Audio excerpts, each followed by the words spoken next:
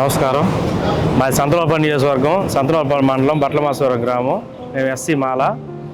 మేము 2019 జగన్ గవర్నమెంట్ వచ్చినాక ఆగస్టులో మా బాబాయ్ కూతురు పెళ్లి కానుక పెట్టడానికి వెలుగు ఆఫీస్కి వెళ్తే అక్కడ ఉన్న మా ఊరు వైసీపీ నాయకులు మీకేం పని వెలుగు ఆఫీసులో, మా గవర్నమెంట్ వచ్చినాక ఏం పని అని మమ్మల్ని బయటికి నెట్టారు. తర్వాత రోజు మా బాబుని బస్సు ఎక్కిద్దామని సెంటర్కి వెళ్తే అక్కడ 10 మంది వచ్చి నన్ను కొడుతుంటే మా నాన్న అడ్డం వచ్చారు. మా నాన్న కింద పడేసి కొట్టారు. తర్వాత మేము డిఎస్పీ కాడ కంప్లైంట్, రిమ్స్లో జాయిన్ అయ్యి కంప్లైంట్ ఇస్తే ఆయన వచ్చి ఎంక్వైరీ చేసుకుని వాళ్ళని అరెస్ట్ చేయకుండా వెళ్ళారు. నెల రోజులు డిఎస్పీ చుట్టూ తిరిగినా కూడా అరెస్ట్ చేయలేదు. తర్వాత వెళ్తే మేము పార్టీ 1 నోటీసులు ఇచ్చాము, ఇక అరెస్ట్ పని లేదు అన్నాడు. అది గడిచిన నెల తర్వాత రాజీ చేసుకోమని నన్ను బలవంతం పెట్టి బెదిరించారు. నేను రాజీ చేసుకుని అన్న తర్వాత మళ్ళీ అటెంప్ట్ రేప్ పెట్టించారు.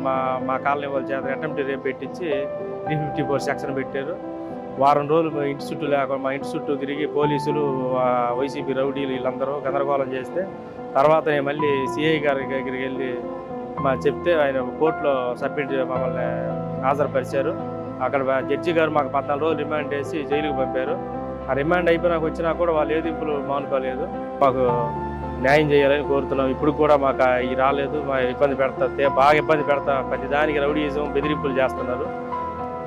మేము ఒకటే అనుకుంటున్నాము, ఈ నెల రోజులు కష్టపడి బాబు గారిని సీఎం చేసి ఇజుకుమార్ ఎమ్మెల్యే చేసినాక మేము మాకు ఎట్లా చేయాలి, ప్రజాపాలన వాళ్ళ మీద ఎట్లా చేయాలనేది యాక్షన్ తీసుకుంటామని చెప్పారు. అంతే.